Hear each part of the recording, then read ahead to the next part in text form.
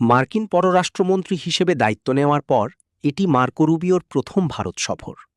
তিনি ২৩শে মে কলকাতায় পৌঁছান এবং পরবর্তীতে দিল্লিতে ব্যস্ত সময় কাটান। তিনি ভারতের জাতীয় নিরাপত্তা উপদেষ্টা অজিত ডোভাল এবং পররাষ্ট্রমন্ত্রী ড এস জয়শঙ্করের সাথে বৈঠক করেছেন। আলোচনার মূল বিষয় ছিল ইন্দো প্যাসিফিক অঞ্চলে চীনের ক্রমবর্ধমান প্রভাব নিয়ন্ত্রণ করা, আন্তঃসীমান্ত সন্ত্রাসবাদ, ক্রস বর্ডার টেরোরিজম এবং পাকিস্তান ভিত্তিক সন্ত্রাসী গোষ্ঠীগুলোর তৎপরতা অনুযায়ী মধ্যপ্রাচ্যের চলমান সংকট ও সামুদ্রিক নিরাপত্তা, ভারত আমেরিকা সামরিক মহড়া বৃদ্ধি ও গোয়েন্দা তথ্য আদান-প্রদান, দ্বিপাক্ষিক সম্পর্কের উন্নয়ন। ট্রাম্পের ক্ষমতায় আসার পর ট্যারিফ এবং অন্যান্য ইস্যুতে ভারত যুক্তরাষ্ট্র সম্পর্কের যে টানাপোড়েন তৈরি হয়েছিল তা মেরামত করাই ছিল রুবিওর এই সফরের অন্যতম লক্ষ্য। বাংলাদেশ প্রসঙ্গ।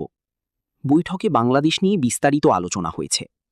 মার্কিন পররাষ্ট্রমন্ত্রী পুনরায় নিশ্চিত করেছেন যে দক্ষিণ এশীয় ও বাংলাদেশ বিষয়ক নীতি নির্ধারণে যুক্তরাষ্ট্র এখন থেকে ভারতের সাথে পরামর্শ করেই সিদ্ধান্ত নেবে।